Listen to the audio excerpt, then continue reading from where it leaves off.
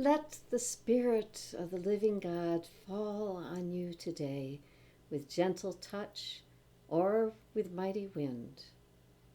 Then let the Spirit melt you and mold you and fill you and use you and bless you this day and always.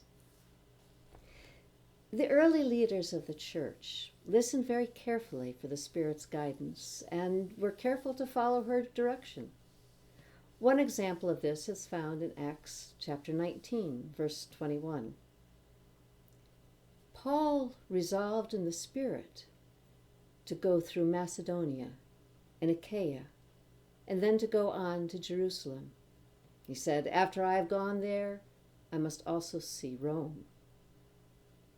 Another example is found in Acts 21, verse 3 and 4, where the opposite instruction is given. We sailed to Syria and landed at Tyre because the ship was to unload its cargo there.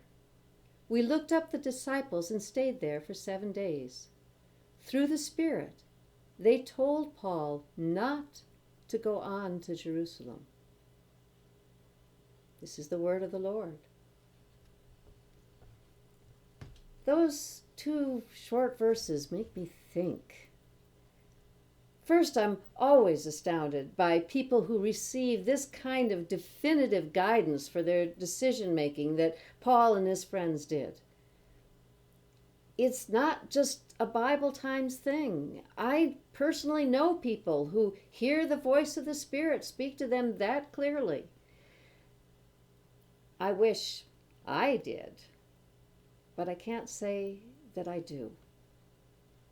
The closest I come are gut feelings that nudge me one way or another.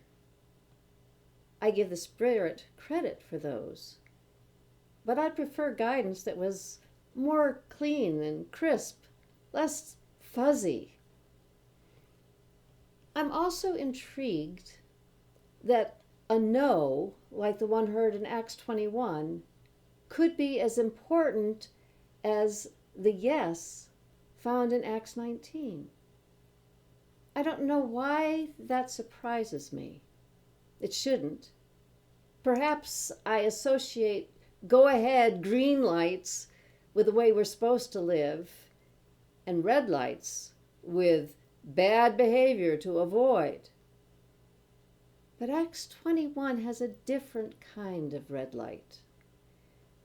It reminds me that a no, or at least a not now, can be given even to good things if the time or place is wrong. It's like speech in that regard. There are times we ought to speak out. But Ecclesiastes reminds us that it can be just as important to know when to remain silent.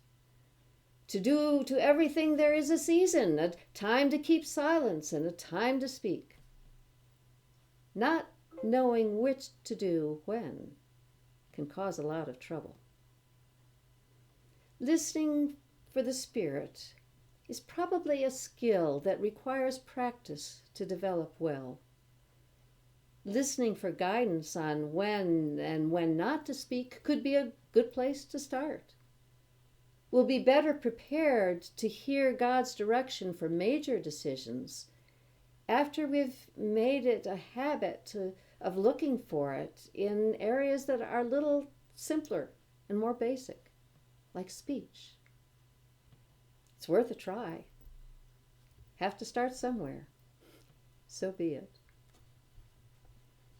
In the spiritual dialogue, Catherine of Genoa provides an antidote for stress of this or any other kind. She writes, "The soul says, 'Be calm now, because in the end we'll enjoy God's peace.' Remember?